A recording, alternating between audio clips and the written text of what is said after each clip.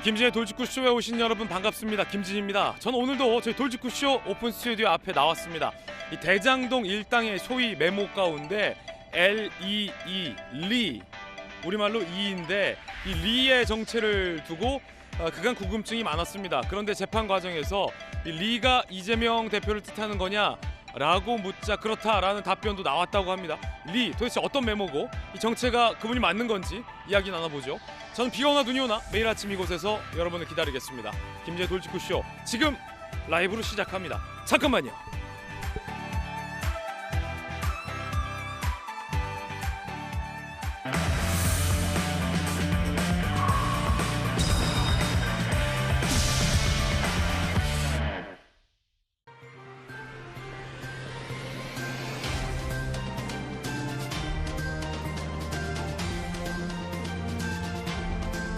신문 읽어주는 남자입니다.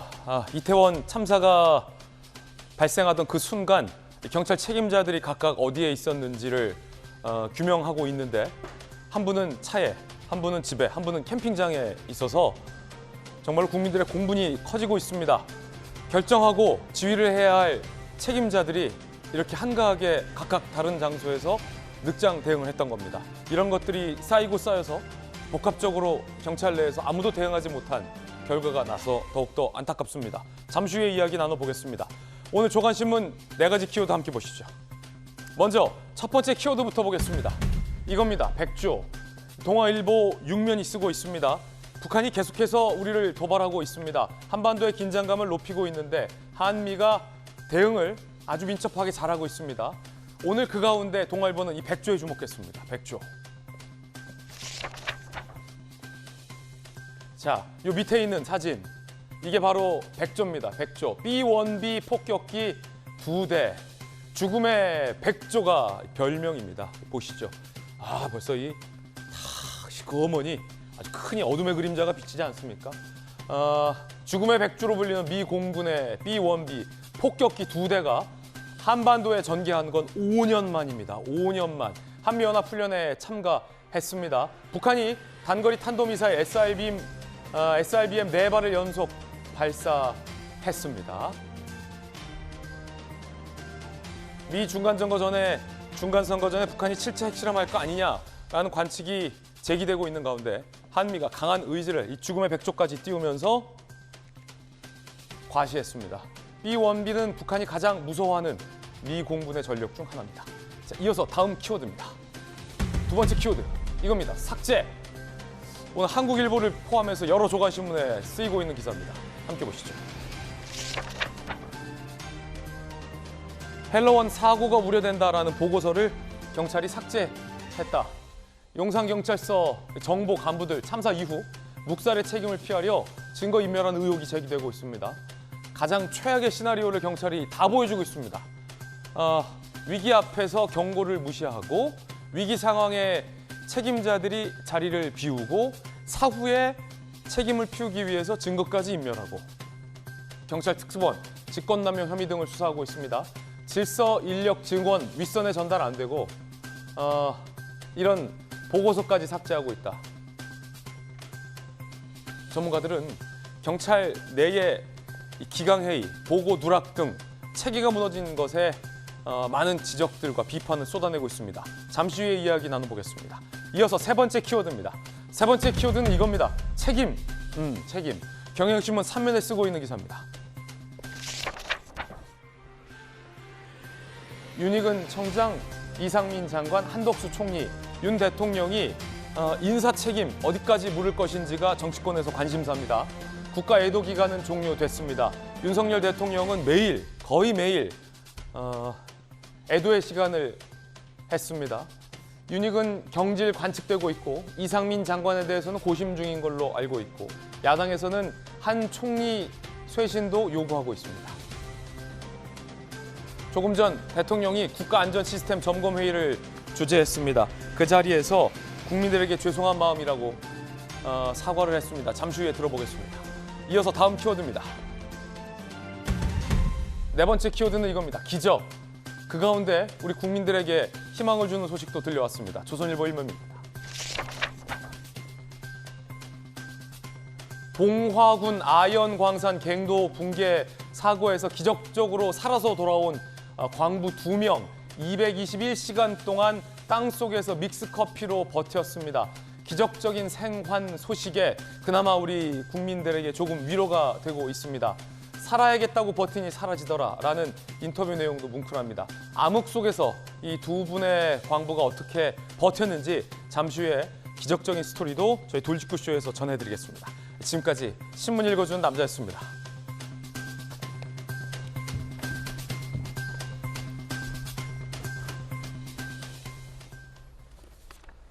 많은 우리 국민들이 이태원 참사 때문에 안타깝고 우울하다라는 말씀을 하십니다. 그 가운데에 기적적으로 생還한 광부 2명의 소식이 그나마 한 줄기 위로가 되고 있습니다. 사라져서 고맙다, 살아남아줘서 감사하다, 이런 말씀 오히려 드리고 싶습니다. 월요일 아침입니다. 함께 하신 분들 소개해드리겠습니다. 언론인 출신의 한신대 김수경 교수, 비대위원을 역임한 김연아 전 의원 나오셨습니다. 부산에서 강한 민주당 재선 의원 전재수 의원, 법전 들고 나온 정혁진 대표 변호사 나오셨습니다. 어서 오세요. 반갑습니다. 경찰 수뇌부가 최악의 모습들을 다 보여줬습니다. 급기야 사후에 안전사고가 우려된다는 보고서도 삭제했다. 증거인멸 정황까지 드러났습니다. 그리고 정말로 안타까운 건 가장 책임이 있는 용산경찰서장이 심정지가 속출하는 그 순간에도 뒷짐지고 걸어가고 있었던 CCTV까지 공개가 됐습니다. 주제부터 공개하겠습니다. 뒷짐진 그 서장, 뒷짐걸음 그 서장. 전혀 다급해 보이지 않는 그 CCTV 속의 용산 서장의 모습, 경찰의 무기력함을 보여주고 있지 않을까 싶습니다. 경찰 수뇌부의 무기력함을 말이죠. 앞서 제가 보여서는 안 될 최악의 모습들을 다 보여주고 있다라고 말씀드렸는데 그 이유 중에 하나가 바로 이겁니다. 안전사고가 우려된다라는 보고서가 있었는데 참사 후에 이게 삭제됐다. 용산경찰서 정보과 실무진이 코로나19 인파 몰려 안전사고 우려된다. 헬로윈 전에 관련 보고서 3건 이상 작성을 했는데 정보과장 등이 검토했지만 내부망에 등록을 하지 않았어요. 묵살된 거 아니냐라는 얘기가 나옵니다. 문제는 특수본이 수사하고 있는데 참사 발생 이후 해당 보고서가 용산 정보과장 주도로 삭제됐다. 라는 정황을 포착했다라는 겁니다. 증거인멸이 아니냐라는 지적이 나오고 있습니다. 정보과 담당자는 삭제 지시한 적 없다라고 반박하고 있고 용산서 정보과장은 향후 감찰 과정에서 소명하겠다라고 반박하고 있습니다. 김수경 교수님, 유사합니다. 우리 공무원이 서해에서 피살됐죠. 북한군에 의해서 피살됐습니다. 그 이후에 군과 국정원에서 국정원장과 국방부 장관 주도로 월북이 아닌 정황들이 담겨 있는 보고문, 국정원 내의 어떤 보고서 이런 게 다 삭제됐다라는 의혹 있는데 이번에도 굉장히 비슷한 의혹이 제기됐어요. 그렇죠. 이미 이 용산 이태원 참사가 벌어지기 전에 정보과에서 사람들이 많이 모이기 때문에 안전사고가 우려된다라는 보고서를 자체적으로 작성을 했는데 이것을 일단 내부망에 올리지도 이제 중간에 이제 제대로 보고가 안 된 것이죠. 그런 상황이. 그러니까 나중에 혹시 우리가 미리 예측을 했는데 이것이 묵살됐다는 게 밖으로 드러날까 봐 두려워서 정보과장이 이러한 보고서가 작성됐다는 사실 자체를 아예 없었던 것으로 보고서를 삭제하고 그리고 그 삭제를 지시한 직원들에게도 함구령을 내렸다는 겁니다. 그러니까 물론 모든 사고라는 것이 정말 그 불가항력적인 측면이 없지 않지만 이미 이렇게 예측이 되었었는데도 제대로 대응이 안 된 점 그리고 아마도 예측을 했을 때 늘 이태원에는 할로윈 때마다 사람들이 많이 모이니까 보고서를 작성하는 사람들도 이게 그냥 의례적으로 작성한 것이 아닐까 싶어요. 그리고 위에서도 그렇군요. 이거를 심각하게 받아들이지 않고 늘 이태원에는 사람이 많이 모이니까 이런 가볍게 정말 생각을 했던 것 같아요. 그래서 이러한 것들이 제대로 이제 그 반영이 안 됐고 또 문제는 일선에서는 어쨌든 이러한 위험이나 안전사고에 대한 예측을 하고 있는데 윗선에서 이것들을 제대로 받아들이지 못한다는 거예요. 지금의 문제는 경찰 전체의 문제라기보단 책임 있는 경찰 수뇌부들의 문제점이 제기되고 있는 거예요. 그렇죠. 이제 앞으로도 보시겠지만 지금 수뇌부들이 제대로 작동된 사람들이 거의 없어요. 한 분은 차에 있었고 그 소중한 시간에 한 분은 집에서 주무셨고 한 분은 캠핑장에서 주무시고 그러니까 이렇게 큰 사고가 물론 예측을 못할 수는 있습니다만 어쨌든 시내에서 큰 시위도 있었고 특히나 이날 할로윈이기 때문에 사람이 많이 모일 거라는 것을 어느 정도 예측할 수 있는 상황이었는데 이런 것들을 책임지고 주관할 사람이 아무도 제자리에 있지 않았던 겁니다. 그렇다 보니까 현장에 있는 경찰들은 사람을 살리겠다고 난리가 났는데 윗선에서 이것들을 제대로 통제하거나 지휘하는 사람들이 없었다는 것이죠. 그렇다는 것은 이번 이 보고서가 삭제된 이런 부분을 보더라도 현장에서는 어쩌면 위험을 감지하고 있는데 수뇌부에서 윗선에서 제대로 이것들이 포착이 되지 않고 있다. 이런 것들을 보여주는 사례가 아닐까 싶습니다. 자, 아직까지는 의혹이고 담당자들이 또 반박을 하고 있는 상황이라서 현재로서는 단정할 수 없고 의혹 단계다라는 말씀 드리겠습니다. CCTV 공개됐습니다. 용산 서장 삼각지에서 저녁에 식사하고 나와서 참사 현장으로 급히 달려갔다고 했는데 1시간 동안의 동적이 의문이다, 동선이 의문이다라는 의문 사항들이 제기돼 왔고 비판의 여론이 많습니다. 그런데 그 용산 서장의 CCTV가 공개됐습니다. 함께 보시죠. 심정지가 속출하던 그 상황, 뒷짐지고 있던 용산 서장. 이게 그냥 수사적인 뒷짐 표현이 아니라 진짜 뒷짐이었습니다. 이임재 전 용산 서장 참사 당일 행적을 보면 아시다시피 9시 47분에 상황을 보고받았어요. 참사 직전이죠. 자, 9시 57분 교통정체로 녹사평역에서 우회 진입을 시도했다라고 설명하고 있어요. 그런데 그 녹사평역은 참사 현장에서 700m 거리예요. 도보 10분이에요. 왜 차를 이렇게 고집했는지 모르겠습니다. 내려서 뛰어갔어야죠. 근데 차 안에서 1시간을 허비하더니 참사 발생 40여 분이 지난 11시에 현장 350m 거리에서 하차하고서 뒷짐지고 느긋이 걷는 모습이 CCTV에 포착됐습니다. 자, 지금 보세요. 9시 57분 녹사평역. 거기서 내려서 걸어갔으면, 뛰어갔으면 참사 전에 어쩌면 도착하고 기동대까지 왔을 수도 있을지 몰라요. 그런데 1시간 동안 뭐 했는지 차에서. 어쨌든 CCTV 포착됩니다. 그리고 11시 5분 이태원 파출소에 도착합니다. 그 CCTV 모습 보시죠. 자, 이렇게 뒷짐지고 느긋하게 10시 59분 심정지가 속출하던 그 상황입니다. 시간상 보면 참사가 발생하고 직후고요. 심정지 환자들이 속출하고 현장에 있었던 경찰과 소방관들은 사람이 없어서, 인력이 없어서, 도울 손이 없어서 누구 좀 도와달라라고 민간인들에게 CPR, 심폐소생술 할 수 있는 사람 도와달라라고 목을 놓아 외치던 그 시간입니다. 구급차가 들어가지 못하고 우왕좌왕, 아비규환, 발 동동 구르던 그 시간에 용산 서장은 이미 1시간여를 차 안에서 허비했는지 어땠는지 모르겠습니다만 뒤늦게 도착해서 사건 그 참사 현장까지도 가지 못했어요. 뒷짐지고 느긋하게 걸어가고 있었습니다. 경찰이 무전기도 있고 다 있거든요. 저 상황을 분명히 보고 받았을 텐데 어떻게 저렇게 느긋할 수 있었는지, 뒷짐을 지고 나몰라라 하는 듯 걸어갈 수 있었는지 이 화면을 봐도 좀처럼 도통 이해가 안 됩니다. 정혁진 변호사님 어떻게 보셨습니까? 제가 이제 이태원 그쪽에서 근무를 오래 하고 또 한번 근무하다 보니까 이런저런 인연이 있어서 많이 가거든요. 제가 계산을 갖다가 해봤어요. 그 삼각지역에서 이태원 파출소까지 6호선 지하철역으로 딱 2정거장이거든요. 6호선이 빨라요, 다른 데보다. 그래가지고 이거를 이제 그 인터넷에 나온 걸로 계산을 했더니 4분 걸려요.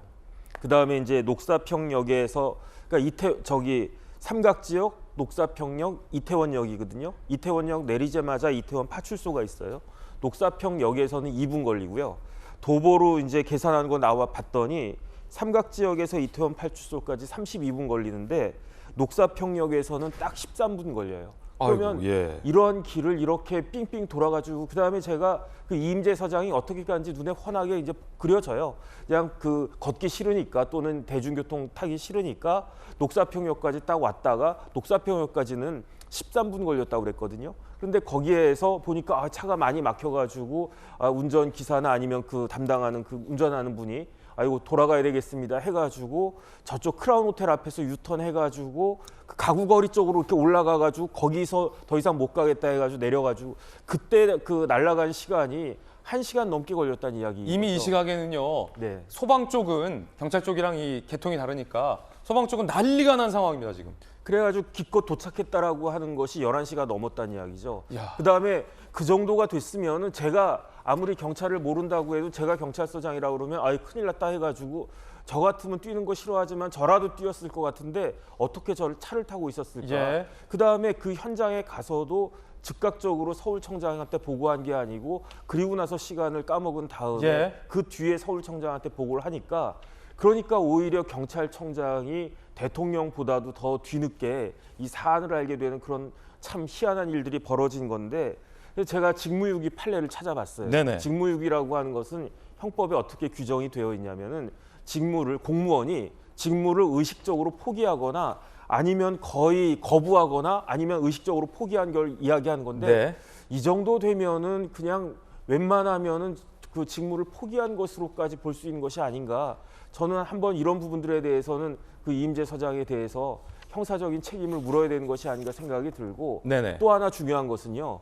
여기에 이제 국가배상 청구권 들어갈 거거든요. 소송. 예. 그런데 담당 경찰서장이 이런 식으로 행정 처리를 했다는 것에 대해서 아마 법원이 아주 중요하게 생각을 해서 그 국가배상 청구를 하는 이번 그 피해자들의 손을 그 법원이 들어줄 가능성이 훨씬 더 높아지지 않았나 하는 생각이 듭니다. 아니 이 용산 서장, 해당 서장 전직이지만 이제 해임이 됐으니까 왜 이렇게 느긋했죠? 몰랐나요? 모를 리 없지 않습니까? 그러니까 이게 그 다음에 예. 이제 제가 용산 서장이 어떤 분인지 또 찾아봤더니 어떤 사람인지 찾아봤더니 네. 경찰대 출신 엘리트예요. 그 다음에 이제 사람들이 아 저기 지방에 있는 경찰서장하고 올라왔다라고 생각을 하는데 그게 아니더라고요. 예. 서울청에서 뭐 기동대장도 하고 이런저런 경력이 굉장히 많은 사람이거든요. 그런데 어떻게 경찰대 그 국이니까 89학번이니까 지금까지 뭐 한 30년 가까이 경찰 생활을 한 사람이 저런 식으로 판단을 하고 저런 식으로 행동을 할까? 그냥 일반 그 잘 못하는 사람들이 했다라고 하면 그나마 이해가 되겠는데 그렇기 때문에 이런저런 음모론 같은 것들이 자꾸 이렇게 그 나오는 것이 아닌가 그런 생각이 들어가지고 거기에 대해서는 어쨌든 맡았던 직책만큼의 책임을 명확하게 부담해야 되는 것이 아닌가 싶습니다. 예.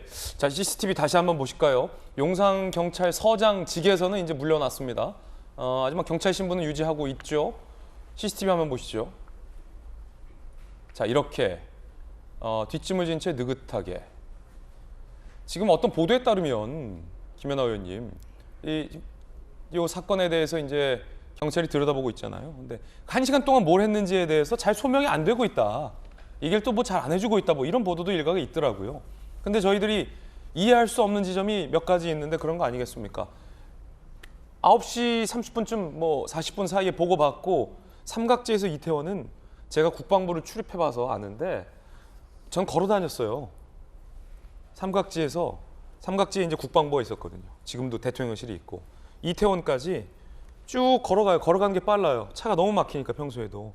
근데 그런 보고를 받고 녹사평역까지, 그 바로 위까지 차가 어떻게든 갔는데 거기서 내려서 바로 앞이에요. 진짜 녹사평에서 해밀턴 호텔까지는 바로 앞입니다. 그래서 사실은 그날 당직 쓰고 있던 기자들도 녹사평역까지는 차량이 접근됐는데 거기서 내려서 다 뛰어갔어요. 무거운 장비 들고. 용산 서장님 왜 그랬을까요? 뭐 했습니까? 그 1시간 동안 뒷짐 지고 나타나고. 저도 저 사실과 사진을 보면서 정말 경악을 금치 못했습니다. 저 사진과 영상에서는 단 한 줌이라도 급한 모습은 도대체 보이지가 않습니다. 예. 뭐 뛰지 않았다는 것뿐만이 아니라 지금 많은 분들께서 지적하시는 것처럼 만약에 자기 식구가 저기 닫혀 있다고 또는 저 안에 갇혀 있다는 소식을 들었다고 생각을 해보십시오. 저는 삼각지역에서부터도 달려왔을 겁니다. 그럼요. 뛸 수 있어요. 네, 그리고 서울 지리를 모르셨던 서울의 경험이 없는 경찰 공무원도 아니었고 이태원의 할로윈 대회 즈음에서는 항상 사람이 많을 거라는 거를 예측 못했다는 것도 말이 되지 않지 않습니까? 그러면 도대체 왜 그랬을까? 그리고 점점 후속적으로 나오는 것들과 아울러서 더 많은 의심이 저는 생기고 있는데요. 지금 일선 현장에서는 이날에 많은 사람들이 모일 것에 대한 경고 보고서가 올라갔다는 거 아닙니까? 예. 예. 그리고 그것을 묵살한 정황이 보이고 또 사후적으로 정보망에 올리기 전에 삭제시켰다라고 하는 의혹도 제기되고 있습니다. 왜 그럴까요? 저는 용산서의 이 지도부의 분위기가 어떠했기 때문에 이런 상황이었을까라는 의구심까지 들게 됩니다. 특히 임재 청장은 문재인 정권 임기 말에 3개월 전에 새로 임명된 경찰서장이었고 경찰 내부에서는 나름대로 영전한 케이스라고 합니다. 능력이 출중하셔서 영전을 하셨겠지요. 그런데 왜 영전에서 돌아온, 그것도 지방에 갔다가 서울에 올라오면 뭔가 좀 잘하고 싶지 않겠습니까? 공적을 좀 내세우고 싶었을 것 같은데 왜 저랬을까? 왜 저랬을까? 정말 이해가 되지 않고 정말 세간에는 입에 담기도 어려운 많은 음모론적 얘기가 돌고 있습니다. 저는 반드시 이번에 감찰을 통해서 저 1시간 동안 민기적거렸다고 의심받는 저 상황에 대해서 답변을 해야 된다고 생각을 하고 있고요. 네. 아물며 본인이 뛰어가지 않으면 보고라도 좀 빨리 해야 되지 않았습니까? 예. 보고도 하지 않았습니다. 도대체 차 안에서 무엇을 했는지 좀 의심이 되고요. 지금 경찰 감찰반은 그 기간 동안의 통화 내역 같은 것들을 좀 조사해 본다고 합니다. 과연 그 시간에 무엇을 했는지 좀 밝혀내야 될 것 같습니다. 자, 이뿐만이 아닙니다. 전재수 의원님, 민주당 의원들이 경찰 쪽에 여러 가지 자료를 지금 요구해서 받은 내용에 따르면 민주당의 한 의원이 이 용산서장의 동선이 어떻게 되냐라고 해당 이제 경찰 측에 질의를 해봤더니 보도에 따르면 이 사건을 수사 중인 경찰이 이 전 서장 본인이 동선 관련해서 확인을 해주지 않고 있다. 라고 민주당 의원에게 답변을 했다는 거예요. 용산 서장이 본인의 동선과 관련해서 확인을 해주지 않고 있다는 보도들이 이곳저곳에서 지금 나오고 있는 상황이에요.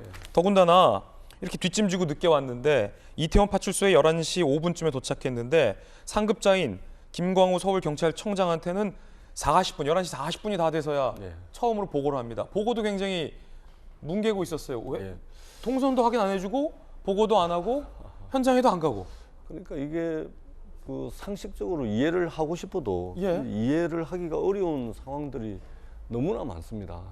지금 이제 전반적으로 국회의 자료 제출 요구도 전반적으로 협조가 잘 안 되고 있고, 더더구나 용산 서장 직접적인 이제 현장에서의 지휘 책임이 있는 분 아니겠습니까? 근데 이분의 어떤 행적, 동선과 관련해 가지고 지금 이게 자료가 잘 제출이 되고 있지 않습니다. 좀 굉장히 간단한 자료임에도 불구하고 제출이 되고 있지 않다라는 말씀을 드리고, 도저히 이거는 뭐 백발, 천발, 만발 양보해도 납득이 잘 가지 않는 일들이 막 생기고 있습니다. 더 큰 문제는 이게 용산 서장은 조금 전에 이제 많은 분들이 말씀을 해주셔서 뭐 그렇다 손치고 용산 서장만 저랬으면 저게 156명이나 되는 꽃다운 청춘들이 죽지를 안 했을 겁니다. 200명 가까이 되는 사람들이 다치지 않았죠.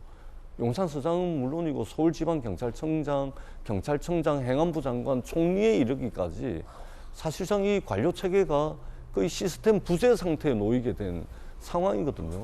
그 밑바닥에 이제 직접적인 지휘 책임이 있는 용산 서장의 저 행태가 지금 집중적으로 보도가 되고 있는데, 저는 수사를 통해서 철저하게 드러날 것이라고 생각을 합니다. 굉장히 이해할 수도 없고 상상하기 어려운 사실들이 드러나고 있고, 아직도 의욕투성이인 그런 이제 행보들이 많이 보여집니다. 빨리 좀 밝혀서 국민들께 소상하게 좀 설명을 해야 되는 그런 지점이라고 생각을 합니다. 그러니까 사태 파악을 제대로 못하고 있었던 걸로 보여요. 그러니까 저렇게 늦장 뒷짐지고 그때도 걸어가고 있고, 차 안에서 내가 뛰어야겠다라는 판단도 지금 못했고, 빨리 상급 경찰서장에게, 청장에게 보고해야겠다라는 상황 파악도 못했다라는 걸로 보이는데, 이게 근데 사실은 경찰과 기자들이 초년병 때 가장 교육받는 게 뭐냐면 상황 판단과 보고거든요. 상황 판단하고 어떻게 보고해야 될지. 근데 그런 기본적인 감각조차 없는 분이 어떻게 용산 경찰서장으로 영전을 했는지, 이것도 의문입니다. 어쨌든 수사 결과를 좀 지켜봐야 할 것 같습니다. 용산 경찰서장이 보고를 제때 안 하는 바람에 서울경찰청장, 경찰청장 모두 다 줄줄이 늦장 보고를 받았는데요. 경찰청장은 캠핑장에서 주무시고 있었습니다. 캠핑장에서 잠들어 보고 놓친 경찰청장. 줄줄이 문제입니다. 윤용우 경찰청장 참사 당일 행적, 지인들과 등산 후 충북 제천 캠핑장에서 저녁 식사 후 밤 11시 취침. 11시 32분에 상황 담당관이 이태원 인명사고 문자를 보냅니다. 확인을 안 해요. 11시 52분에 상황 담당관이 전화를 합니다. 전화 못 받았어요. 20여 분 지난 자정이 넘어서 다음 날이죠. 0시 14분 사태 인지 후 서울로 출발합니다. 김수경 교수님.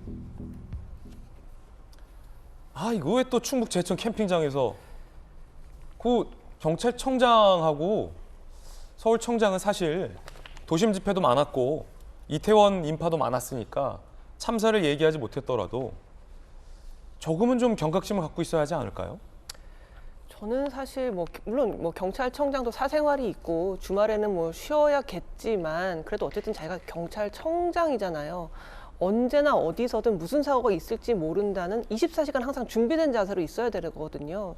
그러니까 아무리 집에서 쉬든 어디에 있든 사고가 발생하면 바로 현장으로 간다라는 마음으로 있어야 되는데 너무 한가하게 캠핑장에서 지인들과 술을 나눠 마시고 잠이 들었고 또 이제 그 관련해서 보고를 문자로 받게 됩니다. 이제 잠이 들다 보니까 문자가 오는 것을 몰랐겠죠. 그리고 전화를 한 20분 있다가 받는데 그것조차도 이제 잠들어 있었기 때문에 못 받았다는 거예요. 그래서 한참 상황이 심각하게 이미 다 지난 시점에서야 겨우 전화를 받고 이제 서울로 왔다라는 건데 모르겠습니다. 제가 경찰청장이라면 사실 어디를 못 갈 것 같아요. 술도 마음 편히 못 마시고 잠도 편히 못 잘 것 같거든요. 어쨌든 아주 중책을 맡고 있기 때문에 정말 시민의 안전, 국민의 안전이 자기의 어떤 어깨 위에 있기 때문에 저는 이렇게 한가하게 캠핑장에 가서 술 나눠 마시고 그냥 까무룩 잠이 들어서 전화도 못 받고 문자도 못 받는 상황이 있었다는 것 자체가 솔직히 저는 납득이 안 됩니다. 아무리 경찰청장에게도 사생활이 있다고는 하지만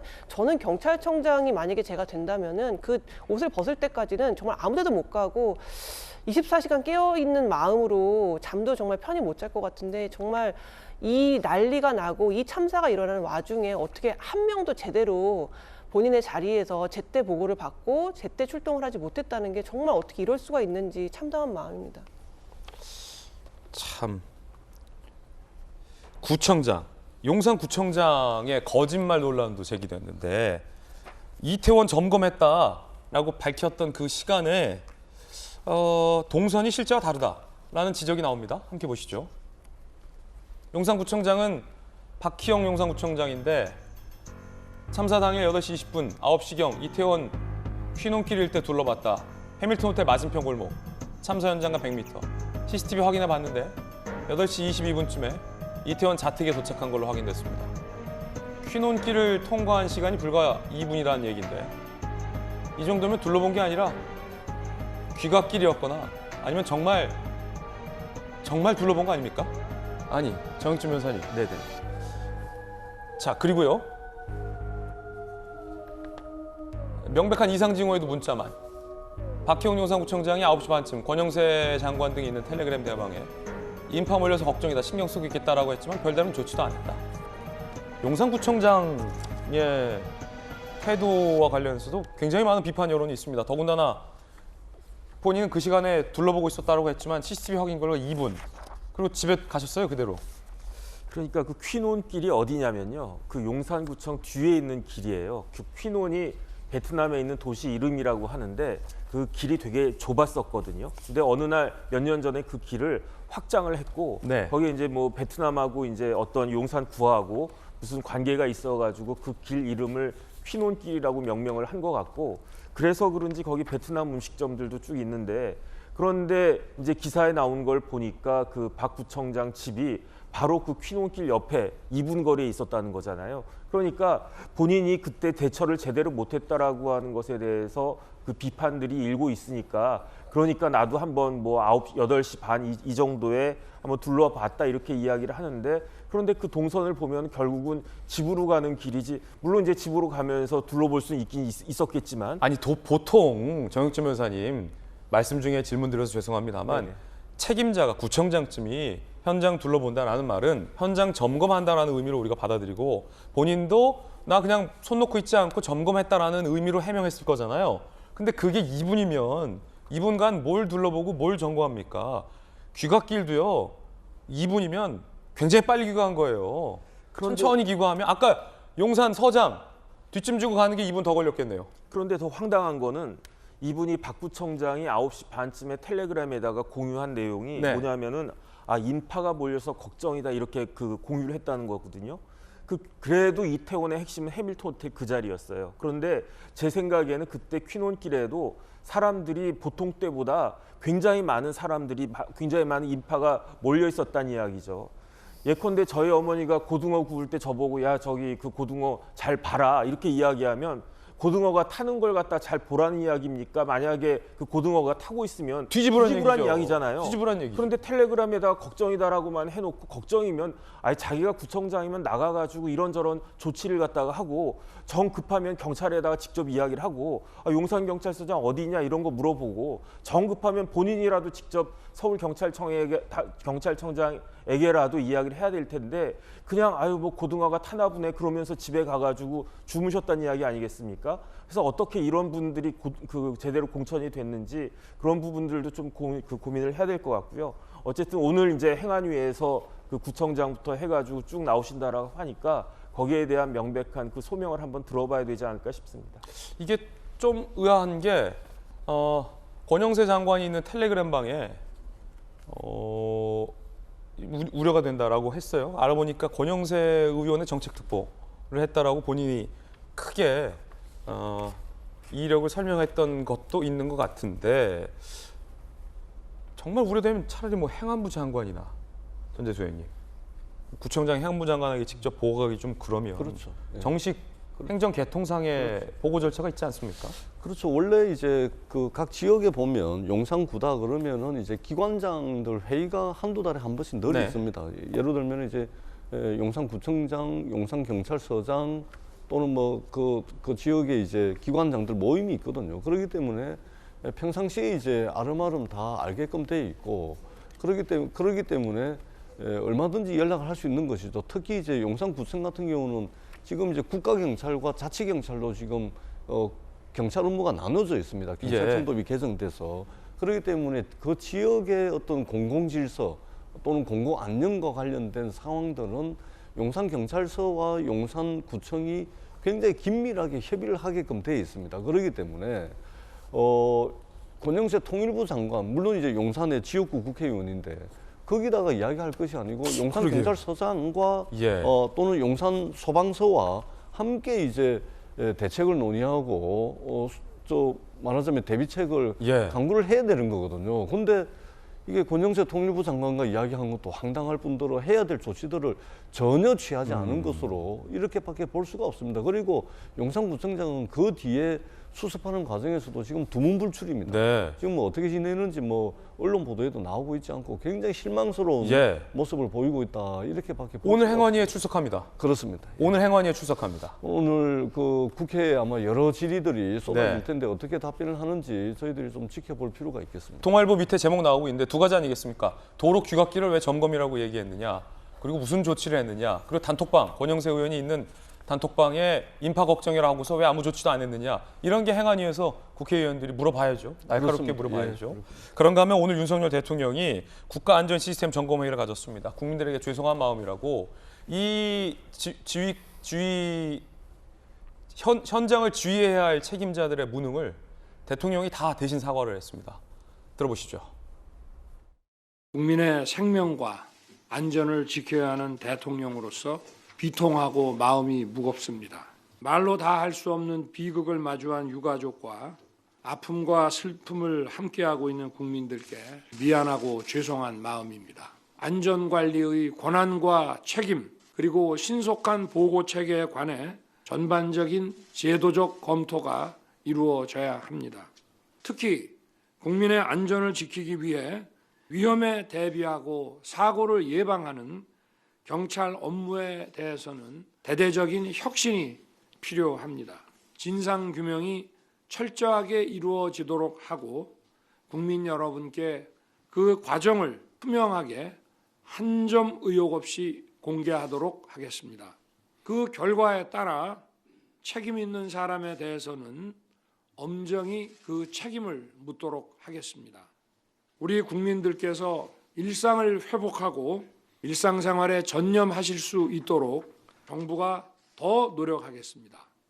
제가 책임지고 챙기겠습니다. 책임지고 챙기겠다. 경찰에 대해서 강력한 진상조사와 책임 묻겠다라는 대통령의 비단한 각오, 비장한 각오, 그리고 국민 여러분에게 죄송하다라는 사과까지 조금 전 윤석열 대통령이 언급을 했습니다. 그런데 민주연구원의 남영희 부원장이 또 허위 영상을 올려서 논란이 되고 있습니다.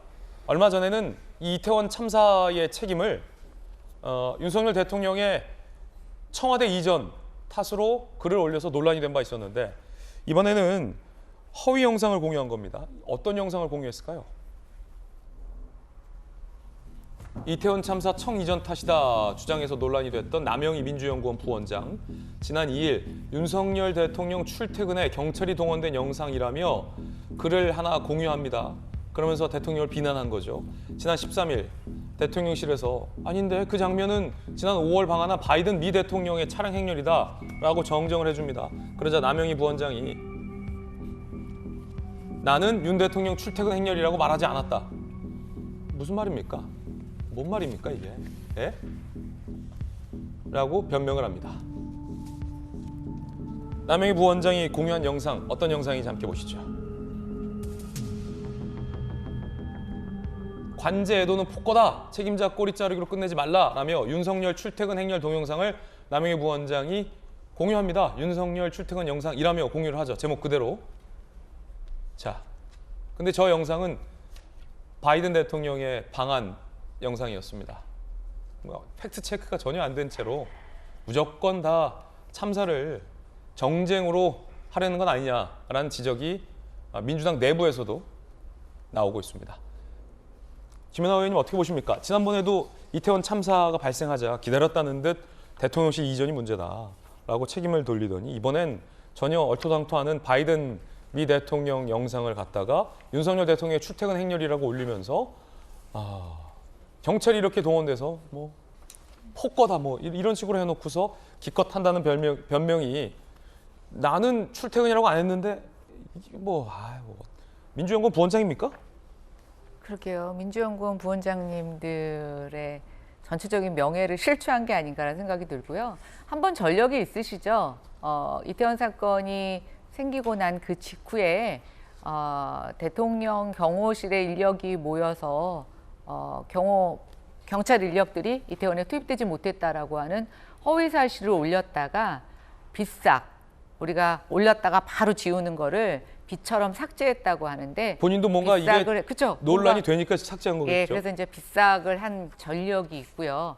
그래서 그랬는지 이번에는 아주 교묘한 방법을 씁니다.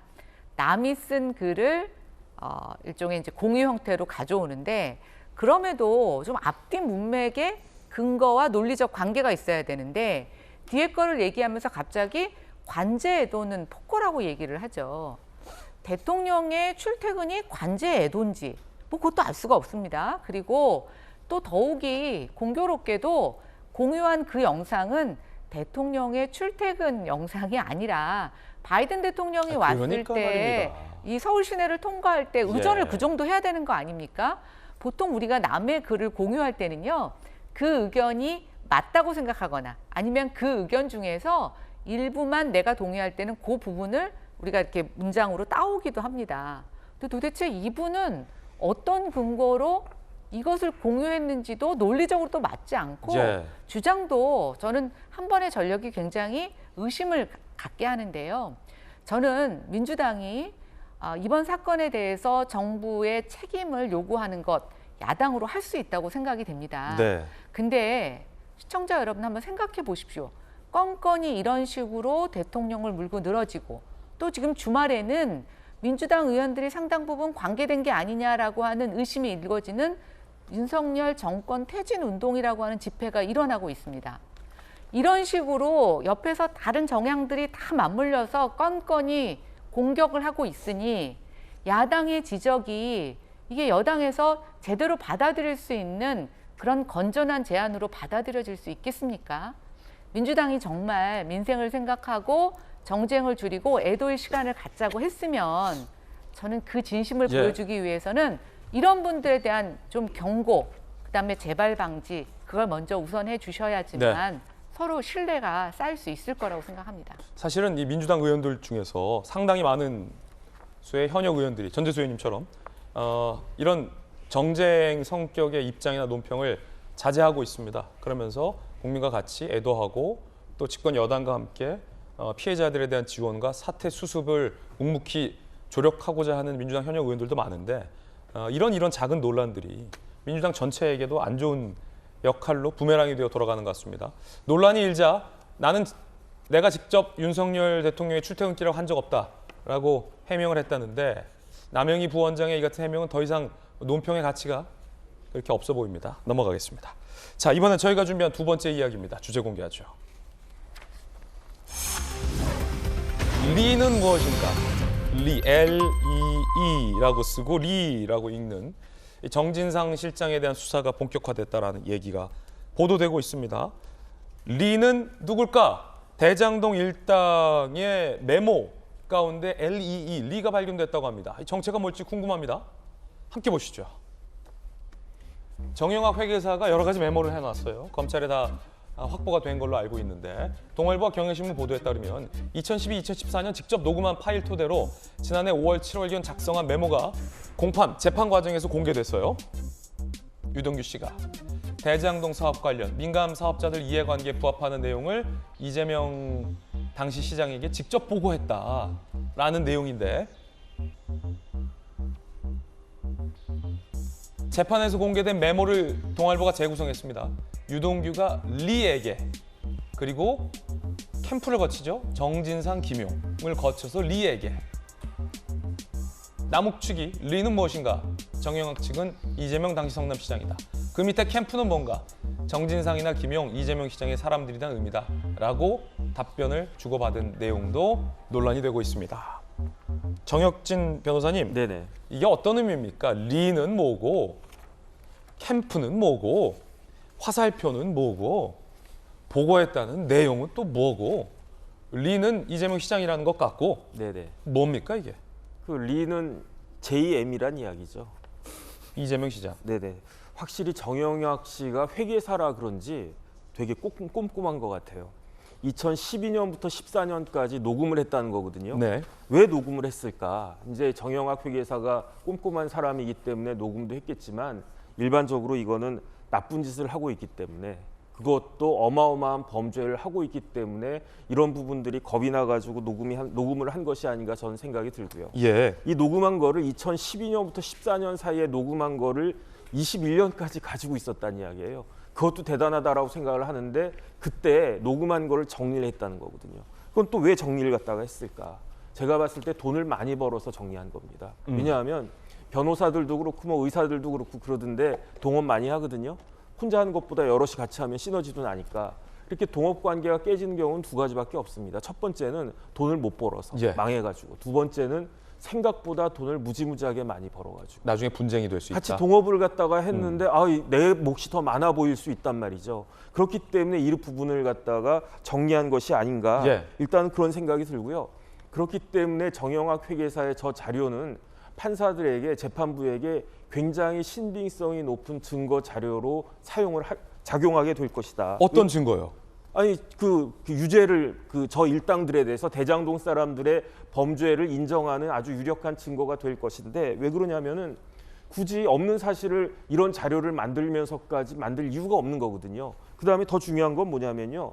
법적으로 이재명 당시 성남시장이 저러한 사실을 대장동 관련된 사실을 모를 수가 없습니다. 왜냐하면 성남도시개발공사 정관에 저런 중요한 내용들은 반드시 시장에게 보고하도록 되어 있고요. 예. 정관뿐만 아니라 그 성남도계공의 설립 근거가 되고 있는 성남도계공 조례가 있거든요. 그 조례까지 찾아봐도 이렇게 중요한 것들에 대해서는 시장에게 보고가 되어야 하는데 그렇기 때문에 이재명 시장은 난 그런 보고를 그런 규정에도 불구하고 받은 적이 없다라고 아무리 주장을 해도 아니 저런 메모가 등장하고 저런 녹취록이 등장하고 하면은 그러면은 이제 판사들이 이거는 이재명 시장이 몰랐을 리가 없다라고 굉장히 유력하게 되지 않을까 하는 그런 생각이 듭니다. 자, 그렇다면 뭘 보고했다고 정영학 회계사가 저기에 메모를 해놨는지도 궁금합니다.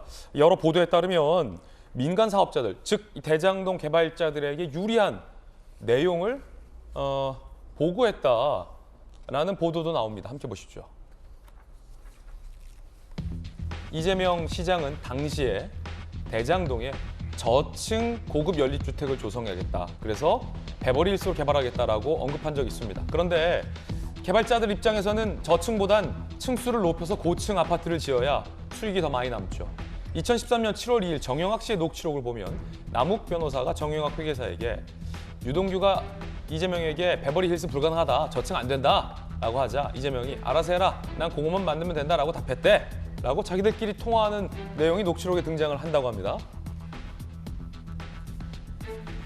정영학 회계사 지난 4일 재판 과정에서 저 메모의 의미에 대해서 유동규가 김용, 정진상과 상의했다. 그래서 저층은 안 된다 라는 내용을 이재명 당시 시장에게 보고했다는 의미의 화살표다라고 아주 구체적인 진술을 했습니다. 결국 이재명 시장이 본인이 했던 저층 개발하겠다라는 말을 본인의 측근들인 정진상, 김용 그리고 유동규 대장동 일당의 이익을 반영하여서 받아들였다라는 의미로 해석이 될 수도 있는 여지가 있는 거죠. 이후 대장동은 실제 저층이 아닌 고층 아파트로 변환하고 막대한 수익이 발생하게 되는 겁니다. 김수영 교수님 어떻게 보십니까?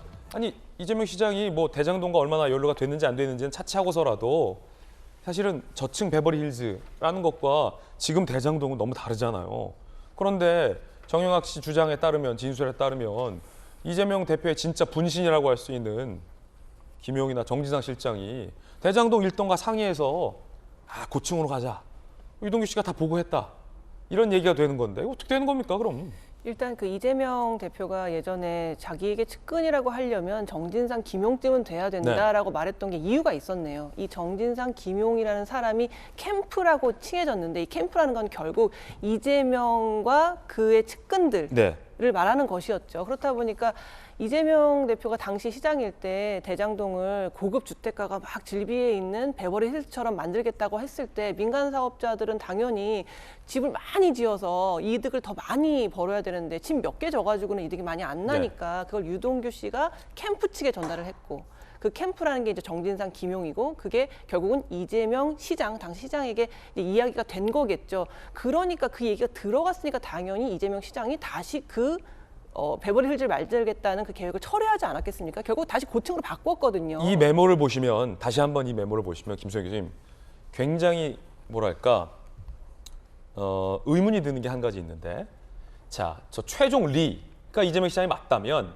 리까지 가고 있잖아요. 이 화살표는. 근데 그 리까지 가기 직전까지 단계를 보면 유동규의 화살표가 정진상, 김용을 향해 있고 유동규 뒤에는 대장동 일당들이 있는 거 아니겠습니까? 정진상, 김용 실장은 각각 대장동 일당이 마련한 이른바 검은 돈을 받았다는 의혹을 받고 있잖아요. 물론 그 돈이 리에게 전달됐느냐 안 됐느냐가 수사의 관건이고 당사자들은 부인하고 있습니다만 돈이 가는 흐름과 너무 유사하지 않습니까? 물론 이재명 대표가 돈을 받았다는 직접적인 증거는 안 나오고 있어요.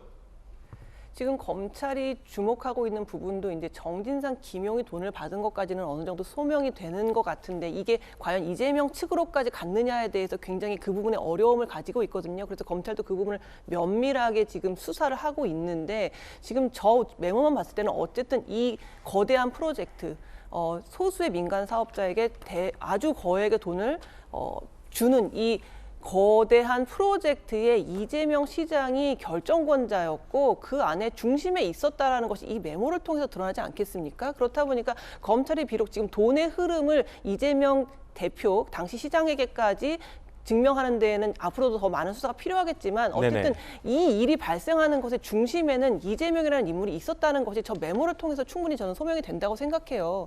그래서 지금까지 이재명 대표는 자기 밑선에서 김용, 전진상 선에서 지금 꼬리를 자르려고 하는 어떤 모양새를 좀 보이고 있는데 저 메모가 드러남으로 인해서 이 일은 다 연루되어 있고 그 중심에는 이재명이 있다는 것을 어느 정도 보여주는 메모가 아닌가 싶습니다. 예, 물론 이 같은 메모가 진짜인지 정진상 씨의 녹취록과 공판 과정에서의 진술이 사실인지 단정할 수 없다는 말씀 드리겠고 설사 메모가 사실이라 하더라도 지금 제기되고 있는 불법 정치 자금이 전달된 거 아니냐는 의혹과는 또 직접적인 연관이 없을 수 있다는 것 분명하게 여러 차례 말씀드립니다.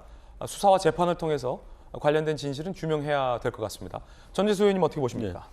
아니 지금 뭐 어떤 것은 법정에서 또는 어떤 것은 수사를 통해 가지고 수사를 통해 가지고 수사 중인 것이 이제 조각조각 이제 언론 보도를 통해서 나오고 네. 있는 것도 있고, 그다음에 법원에서 이제 공판을 통해 가지고 이제 재판 기록이라든지 또는 증거물이라든지 이런 것들이 이제 제출이 되고 있는데, 치열하게 법리 논쟁을 하는 것도 있고 치열하게 사실관계 유무에 대해서 이제 논쟁을 하고 있는 거잖아요. 근데 마치 이게 다 확정된 것처럼 리는 이재명이다 이렇게 확정을 하고, 또는 대장동 일당과 분명히 뭔가 있을 거다 이렇게 확정을 해서 말씀을 하시는 것은 제가 볼 때는 좀 비약적이다 이 말씀을 드리고, 네. 지금 이 수사가 1년 넘게 1년 6개월 가까이 진행이 되고 있습니다. 어떻든 엄청난 비리가 있었고 거기서 경제적 이득을 본 사람이 분명히 있습니다.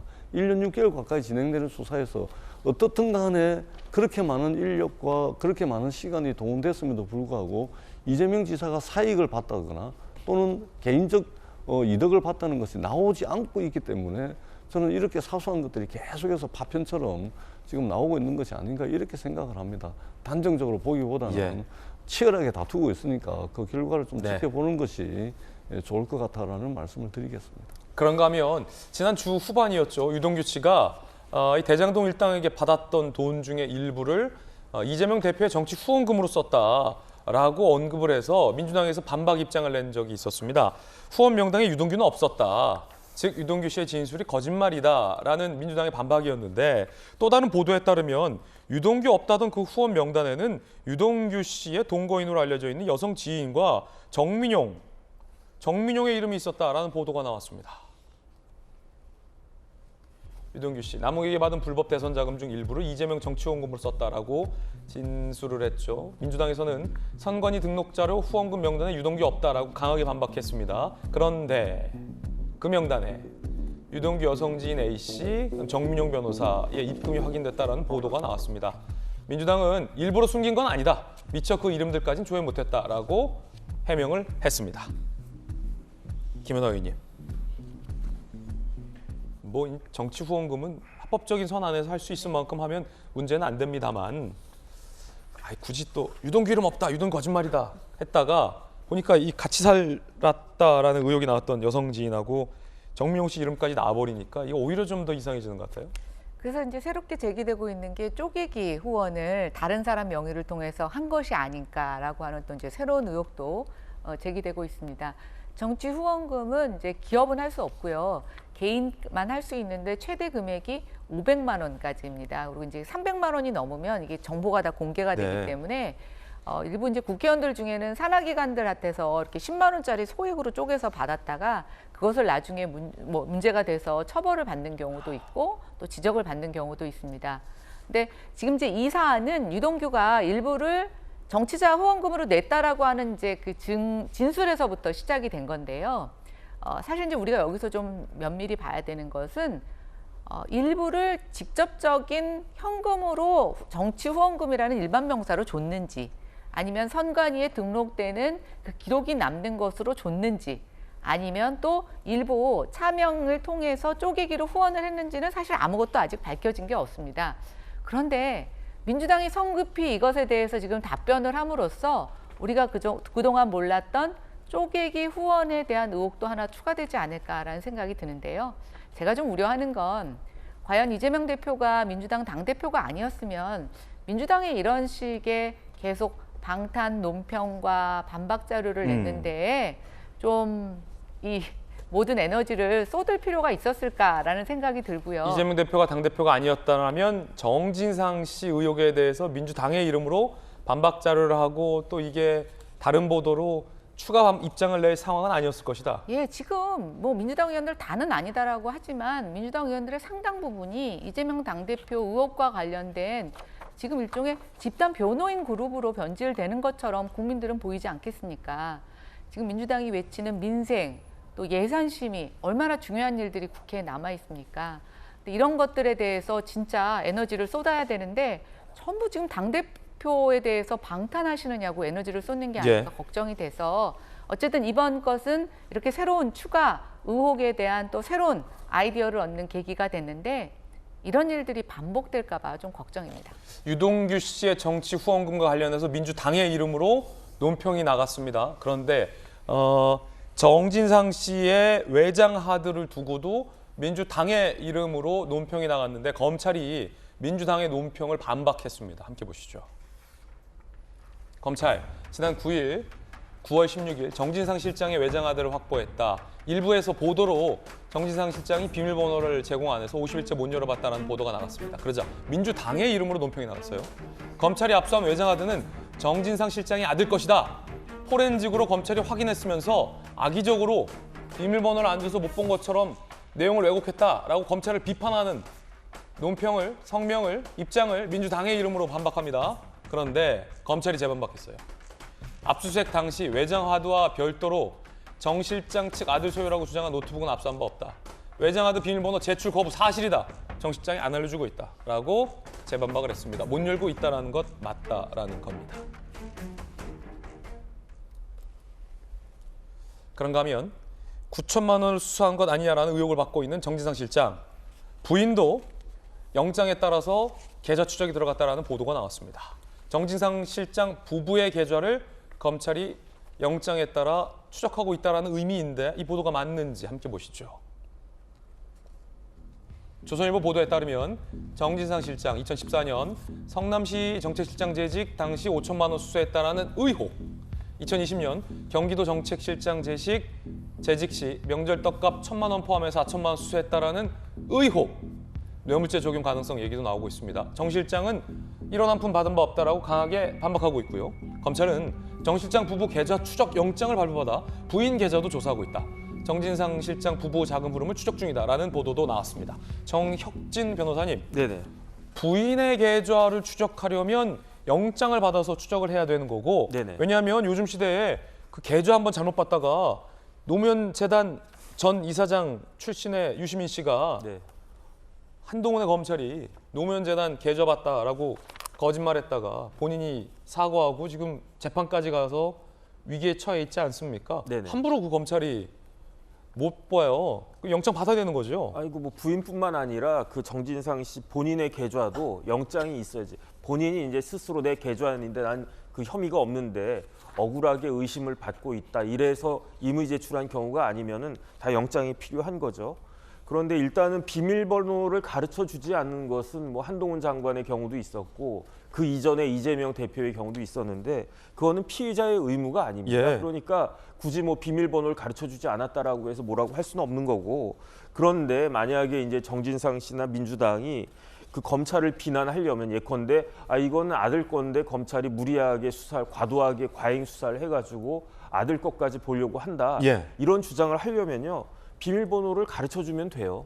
비밀번호를 가르쳐주면서 봐라 이 안에 아들 것이 있고 뭐 아들이 뭐 이렇게 뭐 숙제하는 건지 뭘 했는지 게임이 있든지 이런 거밖에 없는데 이런 것까지 가지고 가가지고 과잉하게 수사를 갖다 했다. 이렇게 이야기하면 되는데 제가 알고 있기로는 그 외장 하드에 비밀번호를 가르쳐주지 못해가지고 포렌식을 했어도 아직 그 내용을 보지 못했다는 이야기 아닙니까? 그럼 뭔가 숨기는 게 있는 것이 아닌가라고 의심하는 것이 오히려 합리적인 것이 아닌가 싶고 지금 수사는 제가 봤을 때는 뭐 그냥 법적인 절차대로 진행이 되고 있다라고 판단이 됩니다. 예.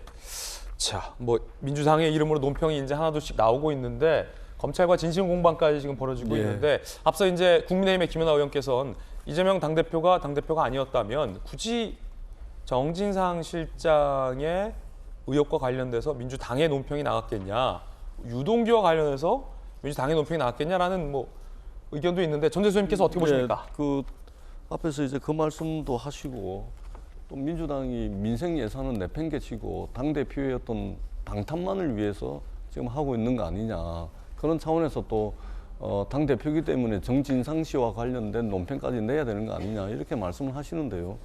대통령께서 국제 외교 무대에 자국 야당 국회의원들을 향해서 이 땡땡 했음에도 불구하고 저희들이 국회 시정연설은 듣지 않았습니다만은 그럼에도 불구하고 예산 심사 다 진행을 하고 있습니다. 네. 소위별로 법안 심사까지 다 진행이 되고 있고 특히 이제 당내 경제 민생 안정 특별위원회를 통해 가지고 민생 법안, 민생 예산 다 추려서 열심히 일하고 있다라는 말씀을 분명하게 드립니다. 그리고 이거 정진상 씨가 그냥 자연인 정진상이 아니고 이재명 당대표의 측근이기 때문에 당에서 논평이 나가고 하는 측면이 있습니다. 그러나 저희들이 당에서 확인한 바에 의하면 사실관계가 틀린 것이 있기 때문에 당에서 소명해야 되는 부분도 있습니다. 예를 들면 외장하드를 검찰이 가져갔습니다. 가져가가지고 그것을 정진상 씨가 입회하에 외장하드를 열었습니다. 열었는데 내용을 보니까 이게 정진상 씨의 외장하드가 아니고 내용을 보니까 그 아들의 외장하드더라라는 것이 정진상 씨의 해명입니다. 그렇기 때문에 검찰과 정진상 씨의 주장이 지금 맞부딪히고 있는 것이거든요. 정진상 씨는 분명히 비밀번호를 제공을 했고 가져간 것이 아들의 외장하드라는 것을 지금 주장을 하고 있는 겁니다. 그러니까 주장이 맞부딪히고 있다라는 말씀을 드리는 것이고, 그리고 우리가 한 번쯤은 돌이켜봐야 될 게, 제가 지금 나와가지고 여러 가지 말씀을 드리는데, 이게 과연 수사기관이 아니면 알 수 없는 피의 사실들이 막 공표가 되고 있습니다. 이 사건뿐만이 아니고 우리가 피의 사실 공표를 법적으로 위법하게 보고 법적으로 하면 안 되는 행위로 규정을 하고 있는 것은 뭐냐면, 이게 법으로 유무죄가 확정되기 전에 언론 보도를 통해서 나가버리면 그 사람이 법적으로는 나중에 무죄를 받았더라도 사실상 유죄의 이미지를 덮어씌우는 그런 이제 문제가 있고, 나중에 이제 회복이 불가능할 정도로 이미지로서 낙인이 찍히는 것 때문에 피의 사실 공표를 엄격하게 법으로 금지를 하고 있는 거거든요. 근데 지금 언론에 나온 거 보면 만약에 이게 돈을 받았으면 그냥 뇌물죄가 아니고 특가법상 뇌물죄다, 이렇게까지 나가버리니까 나중에 법적으로 아무 문제가 없어도 정진상 하면은 기존에 나왔던 언론 보도 피의 사실 공표 때문에 이 이미지가, 그렇게 부정적 이미지가 더 씌워지는 거거든요. 네. 그래서 이런 부분은 우리가 어떤 형사 사건이든 간에 이 사건을 포함해서 좀 주의를 해야 될 필요가 있겠다, 이 말씀을 제가 꼭 좀 드리고 싶습니다. 예, 자, 양쪽의 입장도 전해드리고 있습니다. 그런가 하면 이제 구속된 김용 민주연구원 부원장의 기소가 임박했다라는 보도도 나옵니다. 검찰이 최근 조사에서 정치자금 받은 게 맞지 않냐, 돈 사용처를 집중 추궁한 바 있다라는 보도도 나왔고요. 증거 없다, 진술 거부하고 있다라는 보도도 나오고 있습니다. 검찰은 김용 부원장을 정치자금법 위반 혐의로 기소할 예정입니다. 김용에게 공개 안 한 돈가방 등 핵심 증거물, 이 재판에서 공개할 예정이라고 합니다. 자, 이번엔 저희가 준비한 다음 이야기 시작하겠습니다. 이태원 참사로 많은 국민들의 마음이 안타깝고, 우리 국민들 중에 상당수는 황망해하고 우울해하는 분들도 상당히 많은 것 같습니다. 그 가운데 살아서 돌아온, 기적적으로 생還한 2명 광부의 사연은 우리들에게 한 줄기 희망이 되고 있습니다. 무려 221시간 동안 그 어두운 땅굴의 막장에서 기적적으로 버티고 살아 돌아왔습니다. 그 이야기, 희망의 이야기 지금 시작하겠습니다. 삶의 의지와 기적, 생존 매뉴얼이 대단합니다. 구조 당시 살아서 구조되는 모습, 영상으로 그 기적적인 순간 함께 보시죠. 자, 모두가 희망이 없다고 봤습니다. 그런데 무려 221시간 만에 이렇게 살아서 그 어둡고 깊은 땅굴 속에서 구조되어 나오는 그 모습, 감동의 그 장면, 기적적인 생還장면, 여러분들은 영상으로 보고 계십니다. 생還광부들의 이야기 한번, 생존자들의 이야기, 그리고 아버지를 애타가 기다렸을 그 생환한 귀환한 광부의 아들의 이야기까지 직접 들어보시죠. 안쪽에 버려진 또 비닐루가 있더라고요. 바람막이도 할 겸 이제 평생 다 감아놓은 거죠. 그거 없었으면 우리 못 견뎌냈죠. 추워서 전기가 나가니까 커피포트 사용을 못 하잖아. 플라스틱 부분을 다 이제 떼어내고 스테인리스 있는 금속 부분만 가지고 모닥불에다 물을 끓여가지고선 저녁밥 먹자 그러고 물 먹었어요. 형님 하면서 막 뛰어오는데 서로 막 부둥켜 안고 울었어요. 그때 막 그 자리에서 물에 그냥 덜푸덕 주저앉아가지고 꺼져가는 촛불이 그냥 한 번에 그냥 팍 다시 되살아나는 그런 느낌이었는데, 현재 일하고 있는 광부들이 조금 더 안전하게 생활을 할 수 있는 그런 계기가 될 수 있기를 내 지금 마음속으로는 그렇게 바라고. 아버지가 너무 무뚝뚝하셔가지고 대화를 많이 못했었는데 사랑한다는 말도 많이 못했어요. 아버지 사랑한다는 말을 꼭 나오셔서도 또 해드렸지만 아버지 사랑한다고 또 이렇게 공개적으로 또 말씀드리고 싶어요. 자, 이 아드님의 그 인터뷰 내용이 좀 뭉클합니다. 그 아버지 돌아가시는 줄 알고 얼마나 마음 졸였겠습니까? 그럼에도 불구하고 아들과 이웃, 가족, 동료들은 살아있다라는 믿음을 버리지 않았을 겁니다. 한순간도 아버지가 구출되자 아들이 아버지 사랑한다. 사실 아들들이 마음은 있어도 말로는 잘 못하거든요. 근데 아들들만 그런 게 아니라 이 아들의 아버지도 누군가의 아들이었는데 아빠들도 그렇게 말 못하더라고요. 쑥스러워서. 그게 아들들 마음인데 살아서 돌아왔습니다. 9일, 열흘 가까이를 221시간을 버틴 건데 김소영 교수님 굉장히 깊은 땅속이었고 추웠을 거고 사실은 어쩌면 매우 기적적인 상황이라 이 구조가 쉽지 않았을 거다라는 얘기도 많았을 텐데 야 이거 어떻게 버틴 겁니까? 어떻게 살아온 겁니까? 정말 모든 국민들이 다 걱정을 했습니다. 안 그래도 지금 이태원 참사 때문에 다들 마음이 너무 무거운 상황에서 혹시라도 이번 사고마저도 안 좋은 소식이 들려올까 봐 다들 마음을 졸이셨을 텐데 너무나 기적적으로 9일 만에 살아서 나오셔서 정말 간만에 그래도 정말 마음을 안도하게 되는 그런 뉴스를 들을 수 있어서 정말 다행이었는데요. 보통 이런 일이 발생하게 되면은 공포 때문에 어떤 사망하게 되는 경우도 있거든요. 깜깜하고 춥고 아무것도 안 보이고 희망을 놓게 돼버리면은 급속도로 상태가 안 좋아지면서 사망할 수도 있는데 워낙에 27년간 광부를 하셨던 아주 베테랑이었던 분과 새롭게 투입된 이 두 분이서 저 안에 갇힌 지금 겁니다. 사진 보시면 요게 딱 구조 당시에 막혔었던 이 땅굴을 막 뚫고 가면서 이 광부들이 피웠던 장작, 그 장작이 아직 빨갛게 타고 있는 모습이 사진으로 찍힌 거고 저 비닐은 생존한 이 광부들이 비닐로 만든 이 텐트, 그게 이제 막 반대쪽에서 막힌 걸 뚫고 나갔을 때 불빛이 딱 보였다는 거예요. 그러면서 구조하는 이 직장 동료들이잖아요. 아이고 형님 살았구나. 이거를 이렇게 느꼈다고 해요. 얼마나 대단한 장면입니까, 이 장면. 근데 구조하던 같이 작업하던 사람이 부둥켜 안고 울었다고 하죠. 자, 지금 이 모닥불 보이잖아요. 모닥불 보이잖아요.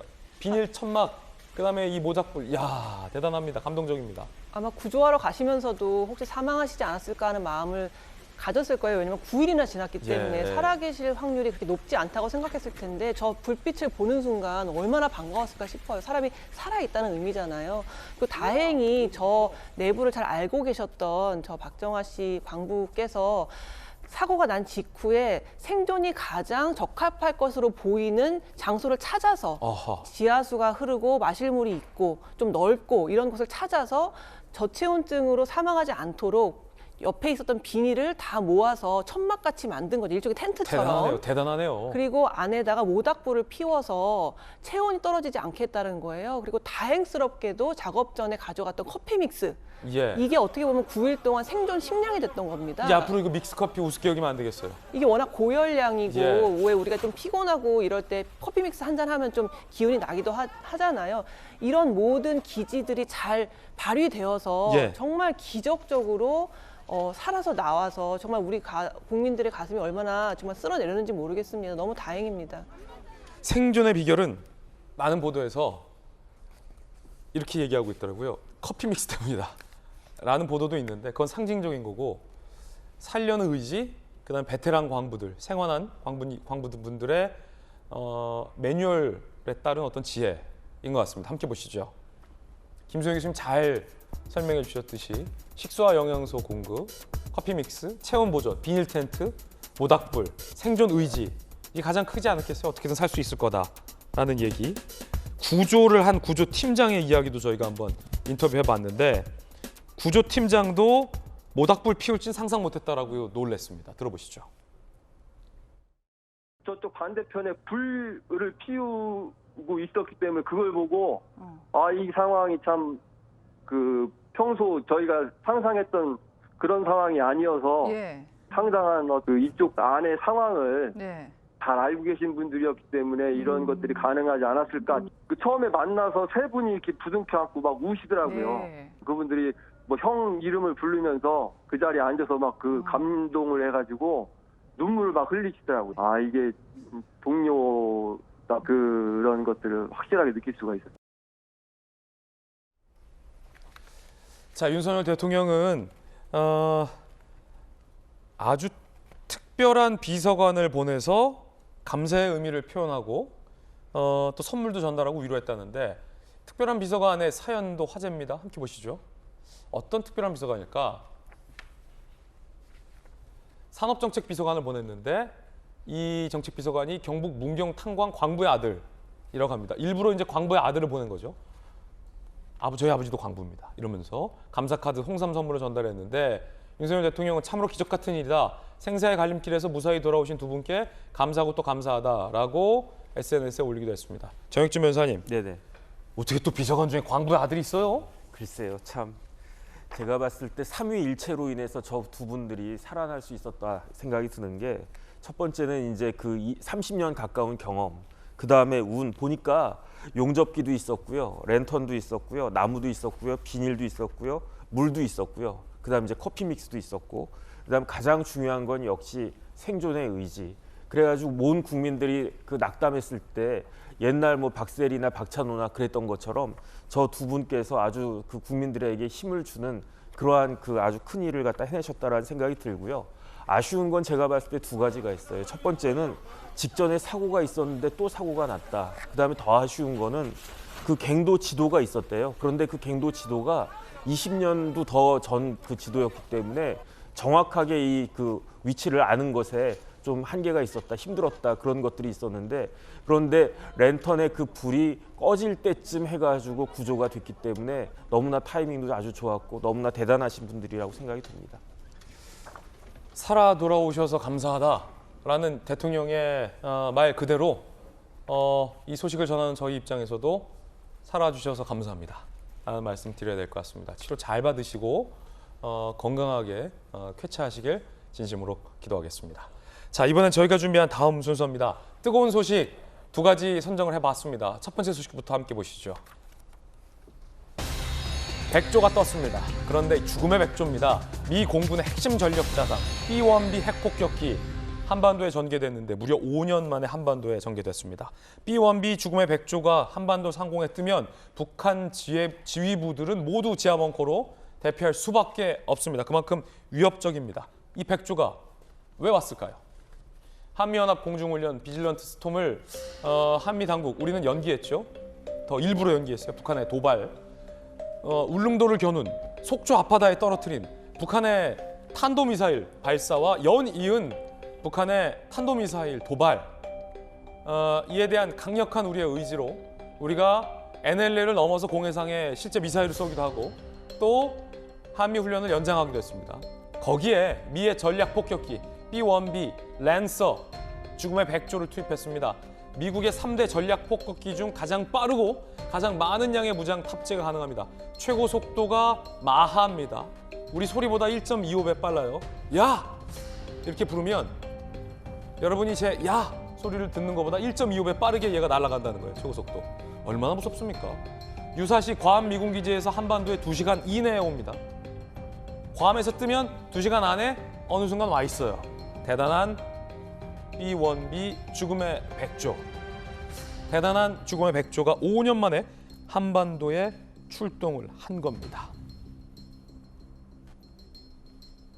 자, 스텔스기에 이어서 지금 죽음의 백조까지 보고 계신 상황입니다. 이거 뭐 외모도 시커멓고 무섭습니다. 위협적이고 해병대 출신의 전재수혜님, 미 공군에 참 대단한 이 핵심 전력들이 있는데, 야, 이 죽음의 백조는 좀 부럽네요. 네.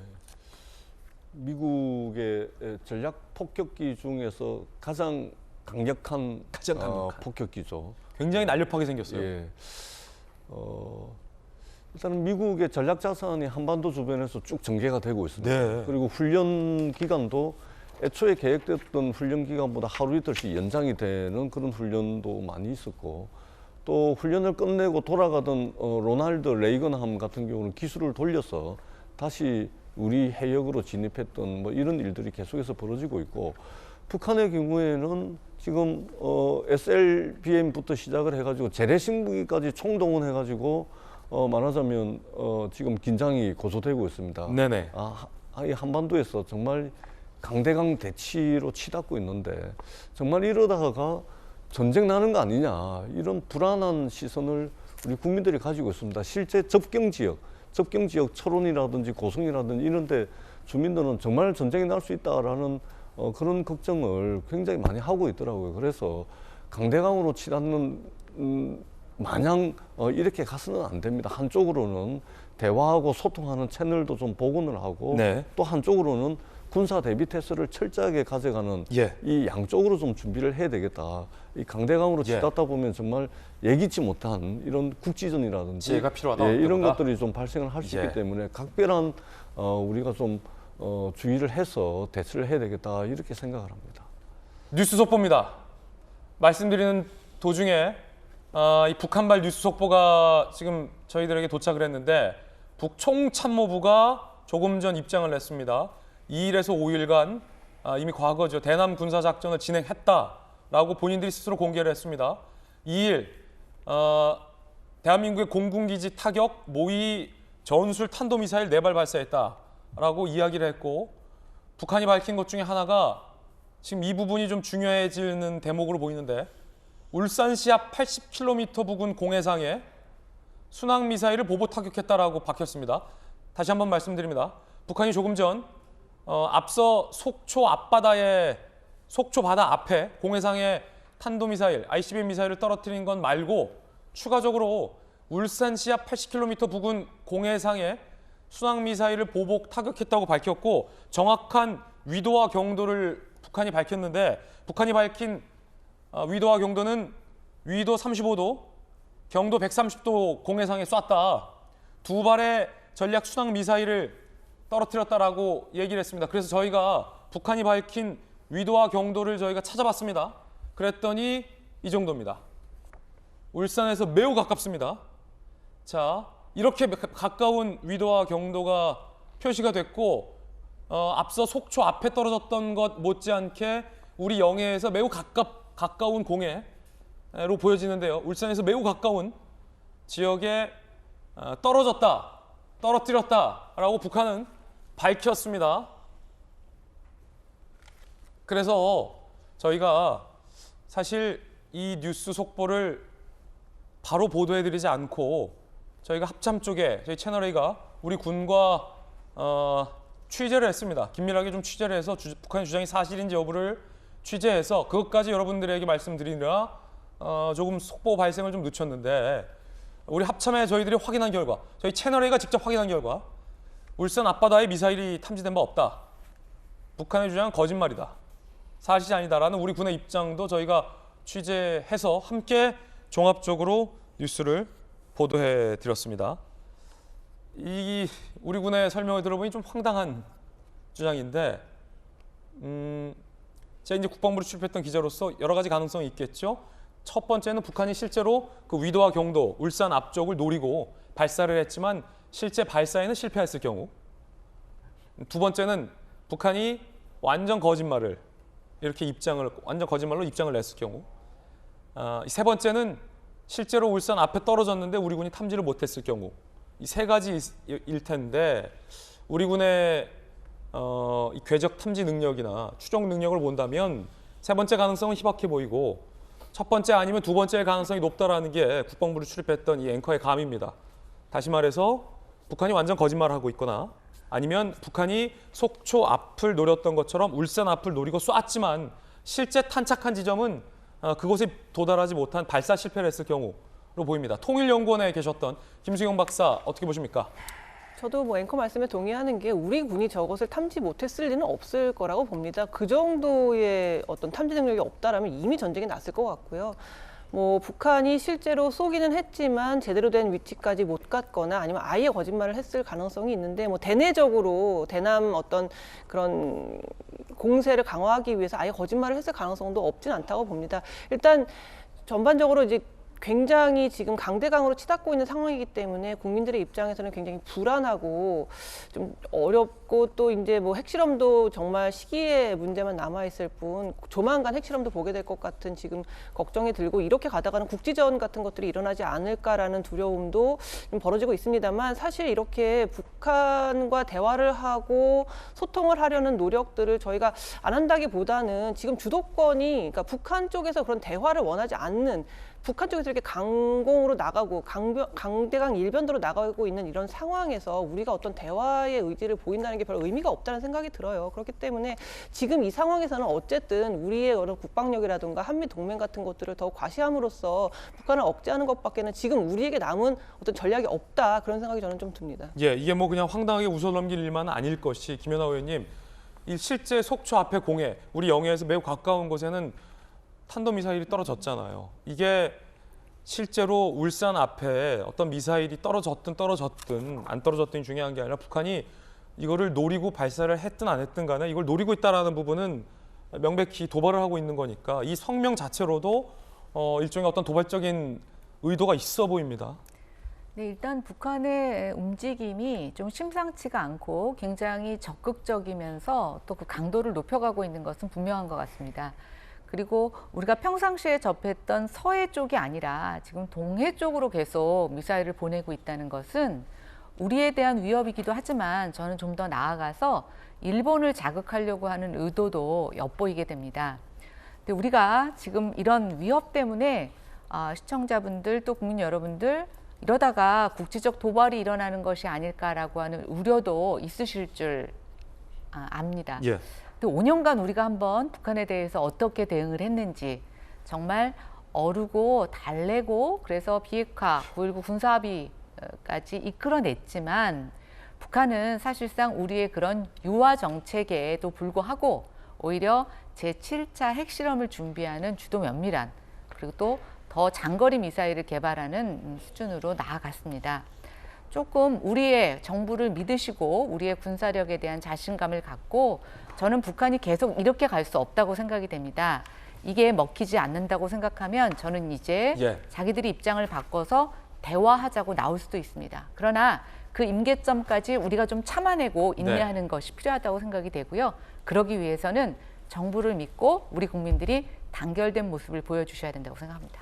앞서 울릉도에 공습경보가 나왔을 때도 저희 김진애 돌직구쇼 그리고 저희 채널A는 울릉도 주민들을 연결해서 많이 걱정하셨던 울릉도 주민들에게 좀 안심을 드린 바 있습니다. 정확한 사실관계도 저희가 보도를 해드렸고 이번 북한의 성명도 저희가 바로 곧바로 뉴스 속보를 내지 아니하고 사실 주민들의 많이 걱정과 또 국민들의 놀람을 저희들이 우려해서 우리 군과 사실관계를 거친 뒤에 정확한 내용까지 속보로 보도해드렸다는 것 다시 한번 말씀드립니다.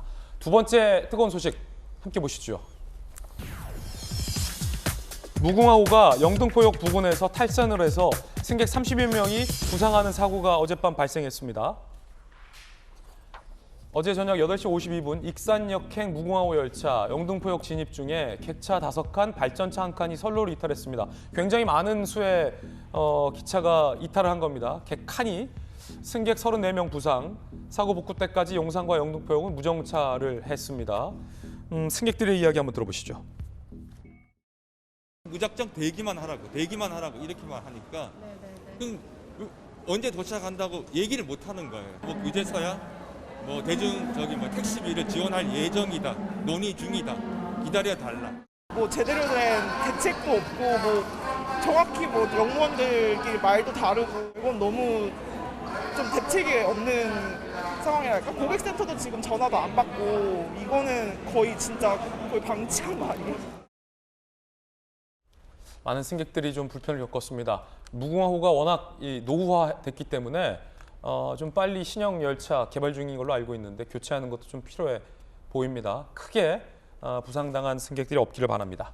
저희들은 6조 광고 보고 돌아오겠습니다. 제가 내일부터 금요일까지 이 휴가를 갑니다. 갑자기 안 보이면 또 걱정하실까 봐 미리 말씀드립니다. 돌직구쇼는 정상적으로 방송되니까 많은 시청 계속해서 부탁드립니다. 저희들은 내일 아침 8시 50분에 인사드리겠습니다. 오늘 하루는 분명 어제보다 나을 겁니다. 좋은 하루 되십시오. 고맙습니다.